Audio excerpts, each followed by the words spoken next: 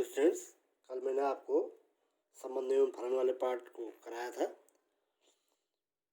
इसमें विविध प्रश्नावली जो है इसके प्रश्नों का आप स्वयं हल करेंगे। यदि कोई दिक्कत आती तो मुझसे संपर्क कर लें। अब मैं आपको आगे ले चलता हूँ नेक्स्ट चैप्टर पे, त्रिकोणमितीय फलन। यह चैप्टर आप इससे अपरिचित नहीं है। पिछली कक्षा में भी आपने इससे संबंधित कई विशेष प्रकार के सवाल आपके पास थे, जिसमें कि आप विभिन्न कोणों के त्रिकोणमितीय अनुपात ज्ञात करना, उनके बीच संबंधों को ज्ञात करना, उन संबंधों पर आधारित प्रश्नों को हल करना, ऊंचाई और दूरी जैसे प्रश्नों को हल करना इत्यादि आपने सीखा है। अब मैं थोड़ा इससे आगे विस्तारित करते हुए आपको पुनः पूर्व जो आपने पढ़ा है उसको जोड़ते हुए आगे ले जाऊंगा। तो सबसे पहले आता है कि ट्रिग्नोमेट्री क्या चीज़ है। अंग्रेजी में कहते हैं ट्रिग्नोमेट्री, हिंदी में कहते हैं त्रिकोणमिति। ट्रिग्नोमेट्री शब्द जो है ट्रिगोनल मेट्रॉन दो शब्दों से मिलकर के बना हुआ है, जिसका मतलब होता है अंग्रेजी में ट्रिगोनल मेट्रॉन का मतलब होता है त्रिभुज और मेट्रॉन का मतलब मापन। तो इस प्रकार से ट्रिगोनोमेट्री शब्द का शाब्दिक अर्थ हुआ त्रिभुजों की भुजाओं का मापन। आप जानते हैं पिछली कक्षाओं में आपने देखा होगा कि आपको त्रिकोणमितीय अनुपातों के द्वारा आप उसकी भुजाएं ज्ञात करते थे। आपको दिया रहता था कि साइन थीटा का मान इतना है तो अन्य त्रिकोणमितीय अनुपात ज्ञात करो, या किसी समकोण त्रिभुज की लंबाई इतना है, कर्ण इतना है, तो इसके त्रिकोणमितीय अनुपात ज्ञात करो। तो इस प्रकार से आपने कोणों और भुजाओं के संबंधों के द्वारा आप उनको ज्ञात करते थे। यह बड़ा व्यावहारिक चैप्टर है और इसका प्रयोग विभिन्न प्रकार के मापनों में किया जाता है ना। जैसे कि इलेक्ट्रिक सर्किट डिजाइन करने में, परमाणुओं की अवस्था का वर्णन करने में, ज्वार भाटाओं की लंबाई नापने में, विभिन्न सतहों की ऊंचाइयां नापने में इसका उपयोग अक्सर किया जाता है। अब आता है सबसे पहले कि त्रिकोणमिति। हमने कहा अभी आपके पास त्रिकोणमिति का शाब्दिक अर्थ है त्रिभुज की भुजाओं का मापन। और आप जानते हैं त्रिभुज की भुजाओं का मापन हम कैसे कर सकते हैं। जब जानते हैं जब त्रिभुज किसे कहते हैं, पहले हम यहाँ से चलेंगे। हम कहते हैं तीन सरल रेखाओं से घिरी हुई आकृति को हम त्रिभुज कहते हैं। और यदि इस त्रिभुजों के तुमने वर्गीकरण पढ़ा होगा, त्रिभुज भुजाओं के अनुसार, कोणों के अनुसार आपने इनका वर्गीकरण पढ़ा होगा कि तीन प्रकार के त्रिभुज भुजाओं के अनुसार होते हैं, तीन प्रकार के कोणों के अनुसार होते हैं। भुजाओं के अनुसार होते हैं तुम्हारे पास तीन प्रकार के त्रिभुज भुजाओं के अनुसार होते हैं। आप बोलते हैं जो एक सामान्य त्रिभुज है, एक आप कहते हैं समद्विबाहु त्रिभुज है जिसकी दो भुजाएं बराबर होती हैं, समबाहु त्रिभुज जिसकी तीनों भुजाएं बराबर होती है। ऐसे कोणों के अनुसार आप कहते हैं कि न्यून कोण त्रिभुज, समकोण त्रिभुज, अधिक कोण त्रिभुज, उनको आप परिभाषित भी करना जानते हैं। तो मैं यहाँ पर समकोण त्रिभुज के संदर्भ में आपको बताता हूँ कि आप किसी उसमें क्या करते हैं। किसी समकोण त्रिभुज में यदि कोण ए जहाँ पर मैं बना रहा हूँ ये कोण थीटा है, इस कोण के लिए हम इस त्रिभुज समकोण त्रिभुज का यदि कोण एक बी है, समकोण है, तो हम इसके लिए इसकी भुजाओं को कैसे नामांकन करते हैं। कोण जिस कोण के हमको त्रिकोणमितीय अनुपात ज्ञात करने, इसके सामने समकोण बनाने वाली भुजा को कहते हैं हम लंब।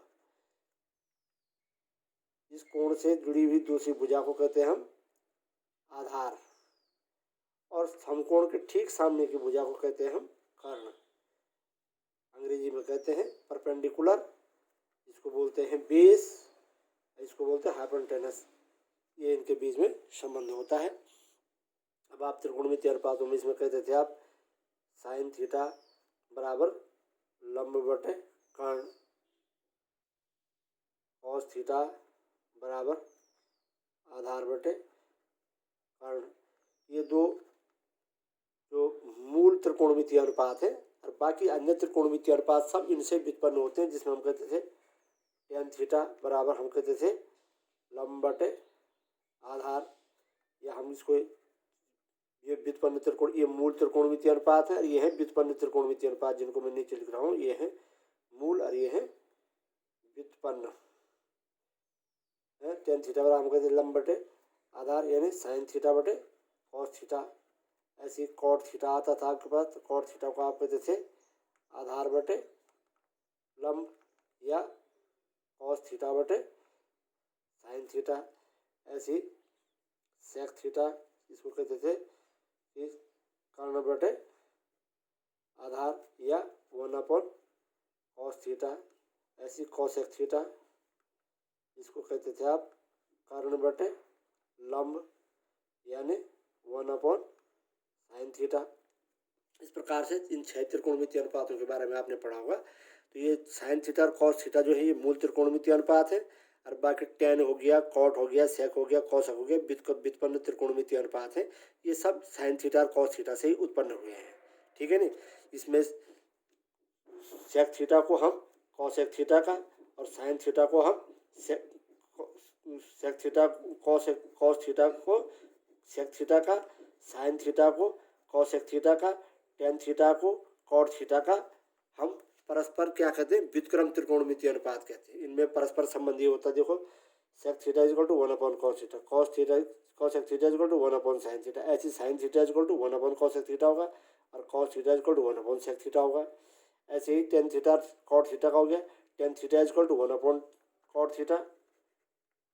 ये परस्पर व्युत्क्रम त्रिकोणमितीय अनुपात कहते हैं हम इनको। ऐसी कॉट थीटा को हम क्या कहेंगे, 1/tan थीटा, है ना। तो इस प्रकार तुमने इन संबंधों के बारे में पढ़ा होगा। अब यहाँ पर देखो सबसे प्रमुख चीज़ है, आपने इनकी भुजाओं को, इनके कोणों के बीच पारस्परिक संबंधों को देखा। तो अब मेन सबसे पहली चीज़ आती है कि कोण क्या चीज़ है।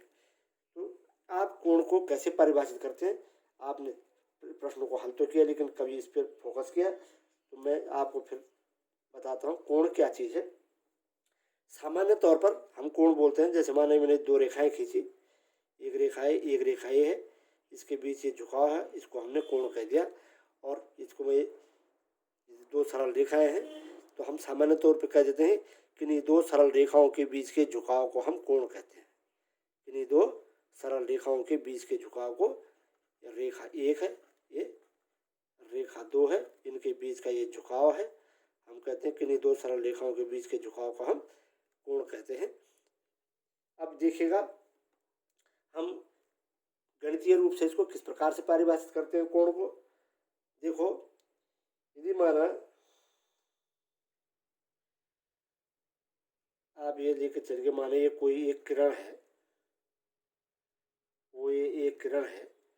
अब मैं इस किरण को उसके जो ये प्रारंभिक बिंदु है, इसको बोलूँगा मैं प्रारंभिक बिंदु। इस प्रारंभिक बिंदु के परितः घुमाता हूँ और मैं ए से बी पर पहुँच गया,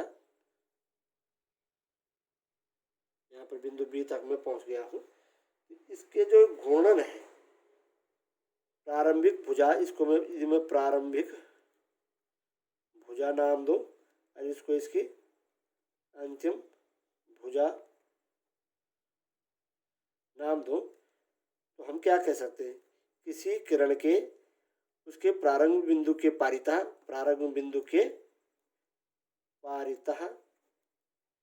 प्रारंभिक भुजा से और अंतिम भुजा के बीच घूर्णन होने पर, है ना, जो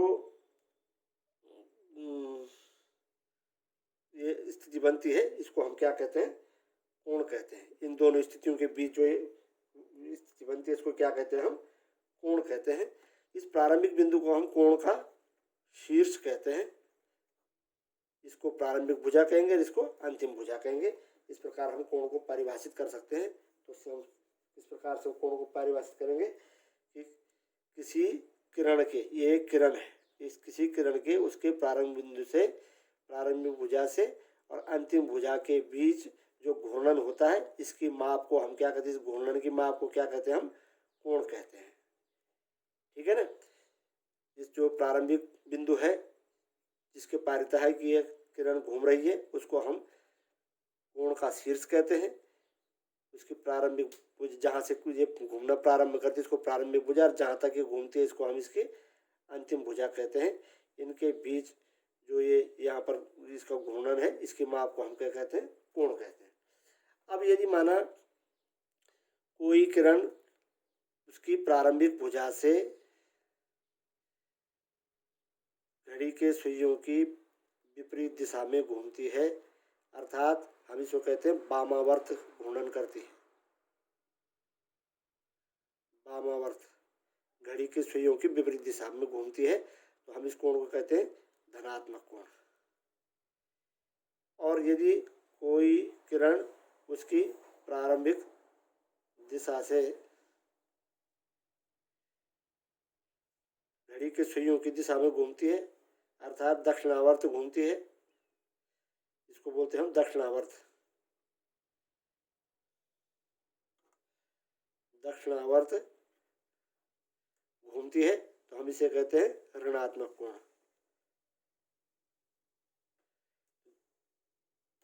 ऋणात्मक कोणों के दो प्रकार के होते हैं, है ना, दिशाओं के अनुसार।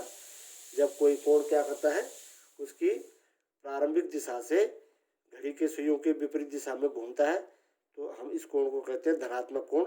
और जब कोई कोण उसकी प्रारंभिक भुजा से घड़ी के सुइयों की दिशा में घूमता है अर्थात दक्षिणावर्त घूमता है तो हम इसे कहते हैं ऋणात्मक कोण कहते हैं। अब ये इसकी प्रारंभिक भुजा है, ये इसकी अंतिम भुजा, ये इसकी प्रारंभिक भुजा, ये इसकी अंतिम भुजा है, ठीक है ना। तो धनात्मक और ऋणात्मक कोण को आप समझे। अब आता है कोणों का मापन। तो मैं आपको समझाता हूँ कोणों का मापन क्या चीज़ है। देखो,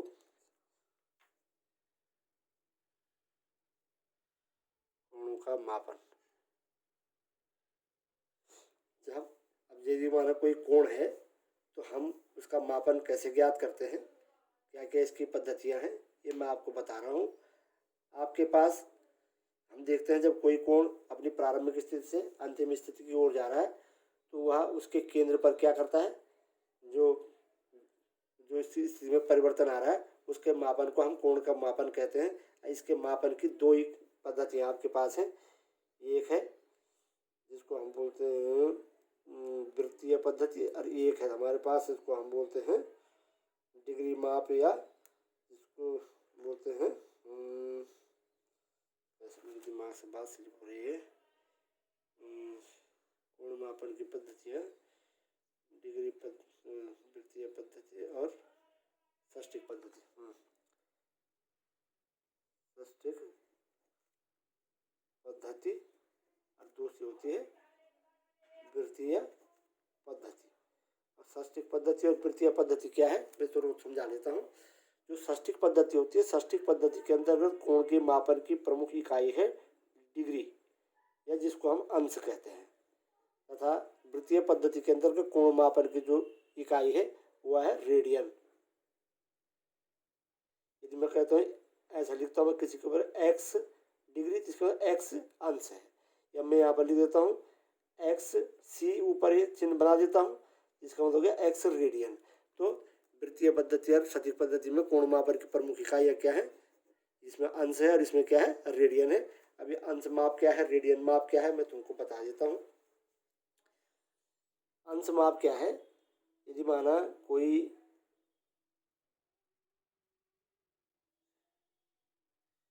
किरण है, वह अपने जो प्रारंभिक जो बिंदु है इसके पारितः पूरा एक चक्कर लगाती है। यदि उसके द्वारा जो ये परिक्रमण है, इस परिक्रमण को हम 360 हिस्सों में बांट दें बारीक बारीक, तो एक हिस्से की माप को कहते हैं हम 1 डिग्री। ये 360 हिस्से जो है इसके पूरे परिक्रमण के, इसका 1/360वां भाग, 1/360वां भाग जो है ये कहलाता है 1 डिग्री, है ना।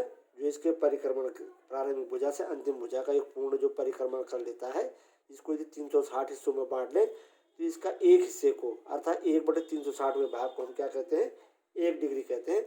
और इसे हम 1 डिग्री इस प्रकार से लिखते हैं, जैसे मैंने यहाँ पर लिखा 1 और उसके ऊपर ये शून्य का चिन्ह, ठीक है ना। इसकी अन्य छोटी मापें जो होती हैं, 1 डिग्री इसकी अन्य छोटी माप होती है मिनट, उसको बोलते हैं 60 मिनट, और 1 मिनट बराबर होता है 60 सेकेंड। इस प्रकार ये 60 मिनट है। ये जो चिन्ह है ऊपर लिखा ये मिनट का है, इसको बोलते हैं मिनट। ये जो डबल चिन्ह है ये है सेकेंड। इस प्रकार से कोण मापन की वृत्तीय पद्धति के अंदर कोण मापन की अन्य इकाइयाँ हैं। डिग्री से छोटी मिनट और सेकंड, ये मैंने उनके संबंध लिखे हैं। अब यदि माना इसके परिक्रमण को हम इस प्रकार से 4 समान अंतरालों में बांट दें तो एक हिस्से को बोलते हैं समकोण, और एक समकोण बराबर होता है, देखो पूरे जो हमने 360 हिस्से हैं तो 360 हिस्सों के हमने इसके जो ये इसका 1/4 में कितने हिस्से आएंगे, 90। इस प्रकार एक समकोण में कितने होते हैं, 90 अंश होते हैं वृत्तीय पद्धति के अंतर्गत। अब आता है वो षष्ठिक पद्धति के अंतर्गत, ये है षष्ठिक पद्धति का विवरण है ना, षष्ठिक पद्धति, ये जिसको हम कह सकते हैं अंश डिग्री सिस्टम में अंश पद्धति है ना। दूसरा आता है वृत्तीय पद्धति। मैंने तुमको बताया था वृत्तीय पद्धति के अंतर्गत कोण मापन की इकाई है रेडियन। क्या है, रेडियन। इसको हम ऐसे लिखते हैं, इसे हम लिखते हैं 1 रेडियन, एक के ऊपर सी का चिन्ह लगा देते हैं। अब 1 रेडियन कितना होता है ये मैं तुमको बता रहा हूँ। माना कोई ये वृत्त है, इस वृत्त की ये कोई त्रिज्या है, ये जो त्रिज्या है ये इसका केंद्र है ओ ए ओ बी, और इसका ये चाप है। यदि माना वृत्त की त्रिज्या ओ ए बराबर ओ बी बराबर वृत्त का चाप, ये चाप की लंबाई ए बी है ना, तो केंद्र पर जो अंतरित कोण होगा तो कोण ए ओ बी बराबर होगा 1 रेडियन। अर्थात यदि इकाई वृत्त के केंद्र, इकाई त्रिज्या के वृत्त द्वारा उसकी परिधि पर इकाई चाप अंतरित किया जाता हो तो उसके द्वारा वृत्त के केंद्र पर जो अंतरित कोण होगा वो 1 रेडियन होगा। एक बार फिर समझ लीजिएगा, इकाई त्रिज्या के बाद इसकी लंबाई 1 इकाई है, माना 1 सेंटीमीटर, ए भी 1 सेंटीमीटर, ए भी 1 सेंटीमीटर इसका चाप। इकाई त्रिज्या के वृत्त द्वारा उसकी परिधि पर इकाई चाप, इसकी परिधि पर इकाई चाप द्वारा उसके केंद्र पर अंतरित जो कोण होगा वो 1 रेडियन होगा। तो इस प्रकार से आप जानते हैं कि चूंकि किसी भी वृत्त की जो परिधि होती है, वृत्त की परिधि बराबर होती है 2 पाई r। यदि r माने त्रिज्या बराबर 1 इकाई हो, माने 1 सेंटीमीटर या 1 मीटर 1 किलोमीटर हो, तो परिधि बराबर कितनी हो जाएगी, 2 पाई, है ना। इस प्रकार से आप देखिएगा कि परिधि 2 पाई हुई तो वृत्त के द्वारा पूरा जो एक पूरा साइकिल पूरा किया जाता है, एक परिक्रमण पूरा किया जाता है, तो इसमें तय किया गया कोण कितना होगा, 2 पाई। अतः वृत्त के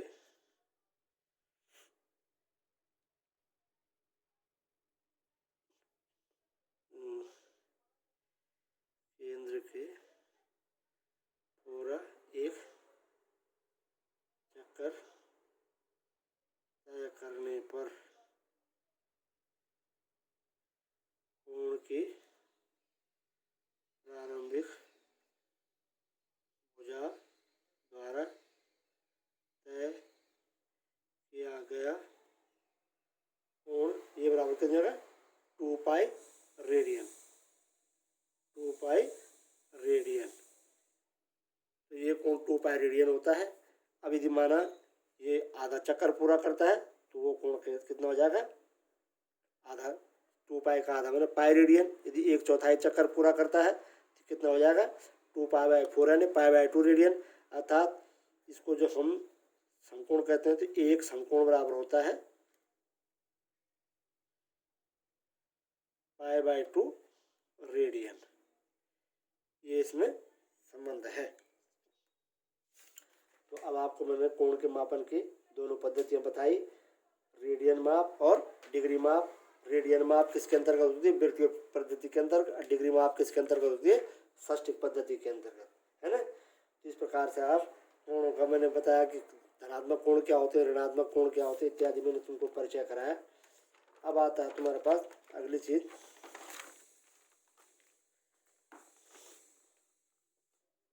अभी आपको मैंने बताया था किसी कोण के लिए हमने कहा था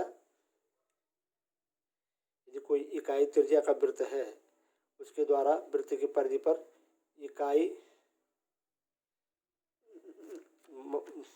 लंबाई का चाप काटा जाता है तो हम कहते हैं इसके केंद्र पर जो अंतरित कोण होगा वो होगा 1 रेडियन। 1 रेडियन, यहाँ पर सी लिखते हैं इसके लिए। हाँ, ये कोण कितना होगा? 1 रेडियन। अब इसी से आगे चलिए। इस प्रकार 1 रेडियन बराबर हो गया एक, मतलब जो इकाई चाप है ना, ये भी इकाई चाप बटे इकाई त्रिज्या। आप इससे लेके चलिएगा क्या कोण के चाप और त्रिज्या में क्या संबंध आता है। तो कोण की माप यदि मैं रेडियन में लेता हूँ तो कोण की माप रेडियन में होती है चाप बटे त्रिज्या। अर्थात किसी वृत्त के परिधि पर अंतरित चाप तथा उसकी त्रिज्या के अनुपात को हम क्या कहते हैं?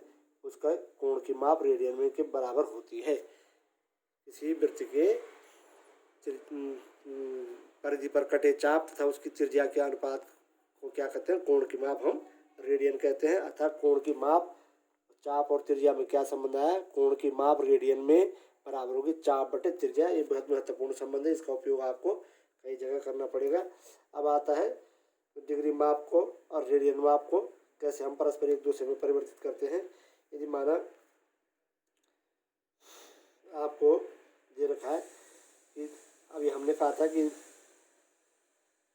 ये माना कोई किरण है अपनी प्रारंभिक अवस्था से घूमते घूमते और ये पूरा एक चक्कर पूरा करती है इसके केंद्र के, तो हमने कहा था ये कितना घूमती है? 360 अंश घूमती है डिग्री में। और रेडियन में हमने कहा था 2 पाई रेडियन घूमता है ना। इट मीन्स क्या हो गया?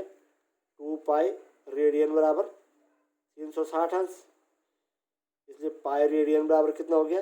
360 बटे 2 यानी 180 अंश। पाई बाय 2 रेडियन बराबर कितना हो गया? 180 बटे 2 यानी 90 अंश, यानी एक समकोण। एक समकोण बराबर कितना होता है? Pi by 2 radian. अब मैं 1 रेडियन का मान निकालूंगा तो 1 रेडियन बराबर कितना हो जाएगा भाई? यहीं से चलिए, 1 रेडियन बराबर कितना होगा? 360 बटे 2 पाई।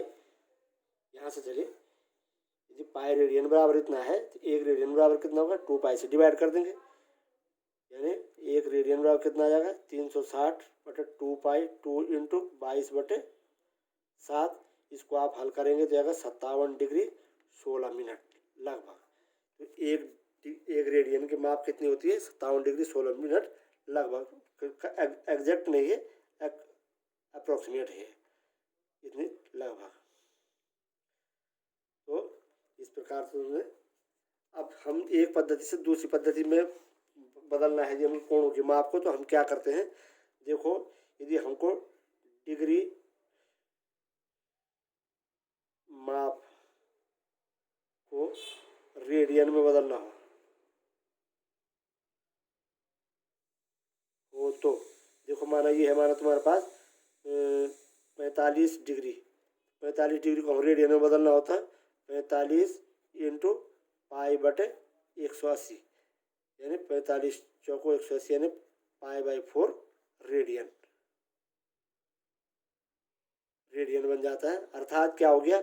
डिग्री माप को जब रेडियन माप में बदलना है तो हम क्या करते हैं?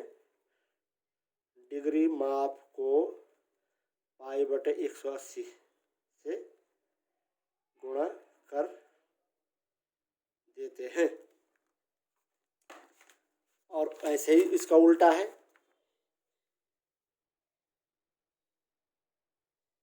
यदि रेडियन माप को डिग्री माप में बदलना हो तो हम क्या करते हैं? देखो, जैसे मैंने तुमको दे रखा है पाई बाय 3 रेडियन, हम क्या करेंगे, पाई/3 इंटू 180/पाई, कितनी डिग्री हो जाएगा। पाई से पाई कैंसिल, कितना हो गया भाई, 60 डिग्री। तो हम क्या करते हैं, रेडियन माप को 180/पाई से गुणा कर देते हैं। तो ध्यान देना आप, यदि आपको डिग्री माप से रेडियन माप में बदलना है तो डिग्री माप को 180 पाई/180 से गुणा कर देंगे। इधर रेडियन माप को डिग्री माप में बदलना है तो आप क्या करेंगे, रेडियन माप को, ये पाई/3 रेडियन को 180/पाई से गुणा कर देंगे, है ना। दोनों में परस्पर विपरीत क्रिया है, तो आप इसको कर सकते हैं। अब चलते हैं आपकी किताब की प्रश्नावली 3.1 में। मैं कुछ एक मॉडल क्वेश्चन आपको हल करा रहा हूँ। वो कर, निम्नलिखित डिग्री माप के संगत रेडियन माप ज्ञात कीजिएगा। 25 डिग्री माप दे रखे तुम्हें, तो 25 डिग्री बराबर कितने होगा, इसको रेडियन में बदलना, तो क्या करेंगे, रेडियन में बदलने के लिए 25 डिग्री इंटू पाई/180 से गुणा कर देंगे। ऐसे ही तुम्हारे पास 3.1 एक्सरसाइज 3.1 में देखिए, क्वेश्चन नंबर सेकंड में कह रहा हूँ 47 डिग्री 30 मिनट। अब देखो यहाँ पर इकाई कैसे दे रखी तुम्हें, कोण की डिग्री और मिनट दोनों में दे रखी। पहले इकाई को एक कीजिएगा, क्या तो सबको डिग्री में बदल दो या सबको मिनट में बदल दो, लेकिन चूंकि हमको कन्वर्जन क्या है, डिग्री में ज़्यादा वो है, आसान है, तो हम इसको डिग्री में बदलेंगे। हम इसको क्या करें, -47 डिग्री इंटू 30 मिनट बराबर रहेगा 30/60 डिग्री, क्योंकि 1 मिनट बराबर होता है कितना, 1/60 डिग्री है। या आप जानते हैं हाँ, 1 डिग्री बराबर होता है 60 मिनट होता है ना, तो 1 डिग्री बराबर 60 मिनट, तो 1 मिनट बराबर क्या होगा, 1/60 डिग्री। तो आपने क्या किया, 30 मिनट को 30 इंटू 1/60, इस प्रकार से आपने इसको डिग्री में बदल दिया, तो कितना -47 इंटू कितना होगा 1/2 डिग्री। अब इसको पूरे को कन्वर्ट कर दीजिएगा, तो क्या होगा, सरल भिन्न में बनाएगा तो क्या होगा, 47 दूनी 94 और 1 95/2 डिग्री, है ना।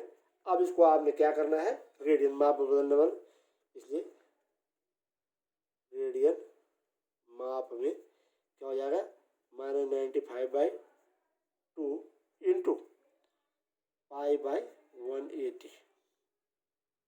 अब इसको हल कर दो, कितना आएगा, वो इसकी माप हो जाएगी, तो ये इतने रेडियन हो जाएगा। इसको हल तुम स्वयं कर लेना, ठीक है ना। रेडियन माप में बदलने के लिए पाई/180 से गुणा करेंगे, और यदि डिग्री माप में बदलना है तो 180/पाई से गुणा करेंगे, ठीक है ना।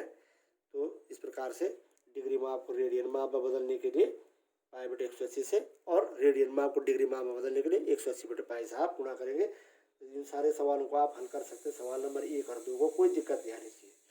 अब आता है सवाल नंबर 3, वो कह रहा है, एक पहिया 1 मिनट में 360 परिक्रमण करता है, अर्थात 360 चक्कर लगाता है। 1 सेकंड में कितने रेडियन में आपका कोण बनाएगा। अब देखो, पहिया 1 मिनट में 360 परिक्रमण करता है। अब जानते हैं कि 1 मिनट तो 1 सेकंड में कितना करेगा भाई, 1 मिनट में 360 चक्कर लगाता, तो 1 मिनट में कितने लगेगा, 360/60। 1 सेकंड में कितने होते हैं, 60 मिनट होते हैं, और 1 मिनट में कितने 60 सेकंड होते हैं, इसलिए 1 सेकंड में कितने चक्कर लगाएगा, 360/60 यानी 6 चक्कर लगाएगा। अब 1 चक्कर में पहिया कितना घूमता है भाई, पूरा जब वो 1 चक्कर लगाता है पहिया, तो वह 360 यानी 2 पाई रेडियन घूमता है, ठीक है ना। तो 6 चक्कर में कितना होगा, 6 इंटू 2 पाई यानी 12 पाई रेडियन, ठीक है ना। तो इसको भी आप कर सकते हैं, बहुत आसान है। आप सिंपल लिख लेना, आप लिखना, चूँकि पहिया 1 मिनट में 360 परिक्रमण पूरा करता है, इसलिए पहिया 1 सेकंड में तय करेगा 360/60 यानी 6 परिक्रमण, ब्रैकेट में लिख देना, चूँकि 1 मिनट बराबर 60 सेकंड, ठीक है ना। अब एक पहिया 1 सेकंड में 6 परिक्रमण पूरे करता है, लिखो, चूँकि कोई एक पहिया 1 परिक्रमण में तय करता है कितना, 2 पाई रेडियन, इसे 6 चक्कर में तय करेगा, 6 इंटू 2 पाई रेडियन यानी 12 पाई रेडियन। ये आपका क्वेश्चन नंबर 3 का सॉल्यूशन हो गया, ये समझ गए होंगे आप। क्वेश्चन नंबर 4, एक वृत्त जिसकी त्रिज्या 100 सेंटीमीटर है, 22 सेंटीमीटर लंबाई की चाप वृत्त के केंद्र पर कितने डिग्री का कोण बनाएगी। फिगर बनाइएगा, आप देखिएगा, एक वृत्त जिसकी त्रिज्या 100 सेंटीमीटर है, 22 सेंटीमीटर लंबाई की चाप वृत्त के केंद्र पर कितना कोण बनाएगी। वृत्त की त्रिज्या है 100 सेंटीमीटर, यह है 100 सेंटीमीटर। इसकी परिधि पर 22 सेंटीमीटर लंबा चाप है, माने ए से बी, ये है 22 सेंटीमीटर। ये कितना कोण बनाएगी यहाँ पर, इस कोण की माप हमको निकालनी है। कितने डिग्री का कोण बनाएगी, डिग्री माप, कितनी डिग्री माप में निकालनी है हमें, जबकि पाई का मान दे रखा तुम्हें 22/7। अब हम चूंकि वृत्त की त्रिज्या आर बराबर दे रखी तुम्हें कितना 100 सेंटीमीटर तथा चाप की लंबाई बराबर दे रखी कितने, एल बराबर दे रखी 22 सेंटीमीटर, इसलिए कोण रेडियन में बराबर चाप बटे त्रिज्या से। जब किसी भी कोण की माप रेडियन में ज्ञात करनी तो वो बराबर होती है चाप बटे त्रिज्या। तो क्या होगा, कोण बराबर हो जाएगा चाप 22/100 रेडियन। ठीक है भाई। अब 22/100 रेडियन में देखो क्या कह रहा है, आपको निकालना क्या है, डिग्री माप में निकालनी है ना। इसे कोण की माप डिग्री में बराबर कितना हो जाएगा भाई, चलिए जरा, कोण की माप डिग्री में बराबर हो जाएगा। जब हमको रेडियन माप को डिग्री माप में बदलना है तो हम क्या करेंगे, 180/पाई से गुणा करेंगे इसको। देखो 22/100 गुणा गया 180/पाई डिग्री। अब इसको हल कर दीजिएगा, 22, इसको करके मैं काट देता हूँ, 20×5 = 100 और 20 2 9 18 9 है ना। ये होगा 22 9, चलो 22/पाई 9 इसको पाई का मान 22/7 रखेंगे हम। ये कितना हो जाएगा तुम्हारे पास, 22/5 गुणा गया 9/22 गुणा 7, 22 से 22 कटा, कितना हो गया 7 9 63/5 डिग्री, 63/5 डिग्री। ये तुमको इसकी माप डिग्री माप में आ गई। तो इस प्रकार से आप इस सवाल को कर लेंगे। उसके बाद आता है अगला क्वेश्चन नंबर 5। एक वृत्त जिसका व्यास 40 सेंटीमीटर है, जीवा 20 सेंटीमीटर की लंबाई की, इसके संगत छोटे चाप की लंबाई ज्ञात कीजिएगा। मैं तुमको फिगर बना देता हूँ, समझा देता हूँ, आप इसको हल कर लेना। क्वेश्चन नंबर 5 में देखिए आप लोग, वीडियो बड़े बन रहे हैं तो डाउनलोड करने में दिक्कत भी आ रही है, पर चलो देखो 5वां सवाल कह रहा हो, एक वृत्त जिसका व्यास 40 सेंटीमीटर है, वृत्त है ये, चित्र बनाना सीखे। इसका व्यास माने केंद्र से जाने वाली जीवा है ना, सबसे बड़ी जीवा यह त्रिज्या की दुगनी होती है, हमने बताया था। वो कर इसका व्यास कितना है 40 सेंटीमीटर है वृत्त का व्यास। तो इसकी एक जीवा 20 सेंटीमीटर लंबाई की है, तो इसके संगत छोटे चाप की लंबाई ज्ञात कीजिएगा। अब इसकी माने कोई जीवा है BC, इसकी लंबाई है 20 सेंटीमीटर, ठीक है ना। ये वृत्त की त्रिज्या 40 सेंटीमीटर, व्यास 40 सेंटीमीटर, त्रिज्या कितनी होगी इसकी 20 सेंटीमीटर हो जाएगी, ठीक है ना। वो कह रहा है इसके द्वारा केंद्र पर अंतरित कोण ज्ञात कीजिए। इस छोटी जीवा के द्वारा इससे संगत छोटे चाप की लंबाई ज्ञात कीजिएगा। इसके संगत छोटे चाप की लंबाई मतलब ये लंबाई BC की लंबाई तुम्हें ज्ञात करनी है। तो कैसे ज्ञात करेंगे आप, सिंपल है। चाप की लंबाई ज्ञात करने के लिए आपका संबंध है कोण रेडियन में बराबर चाप बटे त्रिज्या। इस संबंध का तुमको उपयोग करना है। अब तुम लिखेंगे चित्र बनाना, माना लिखोगे कि दिया गया वृत्त चित्रानुसार है तथा उसकी व्यास AB बराबर 40 सेंटीमीटर तथा उसकी छोटी जीवा की लंबाई BC बराबर 20 सेंटीमीटर। अब यहाँ पर देखिएगा आप क्या करेंगे कि वृत्त के केंद्र से OA OB OC को मिलाने पर OCB, ये भी वृत्त की त्रिज्या है 20 सेंटीमीटर हो गई, ये भी वृत्त की त्रिज्या है 20 सेंटीमीटर हो गई, ये भी दे रखा 20 सेंटीमीटर हो गई। OCB क्या होगा, समबाहु त्रिभुज होगा, इसलिए इसके केंद्र पर अंतरित कोण कितना होगा, समबाहु त्रिभुज का आंतरिक कोण कितना होता है 60 अंश। इसके केंद्र पर अंतरित कोण कितना हो गया 60 अंश हो गया। 60 अंश को आप रेडियन में बदल देंगे तो कितना होगा, 60 गुणा आ गया पाई बटे 180 यानी 6 3 18 यानी पाई/3 रेडियन। तो केंद्र पर अंतिम कोण का मान रेडियन में मिल गया तुमको, इसलिए संबंध कोण रेडियन बराबर चाप बटे त्रिज्या से ये हो जाएगा π/3 रेडियन बराबर चाप की लंबाई तुमको ज्ञात करनी है। माना इसकी लंबाई तुमने x मान ली है ना, बटे त्रिज्या कितनी है इसकी 20 सेंटीमीटर। तो x का मान कितना आ गया भाई तुम्हारा 20π/3,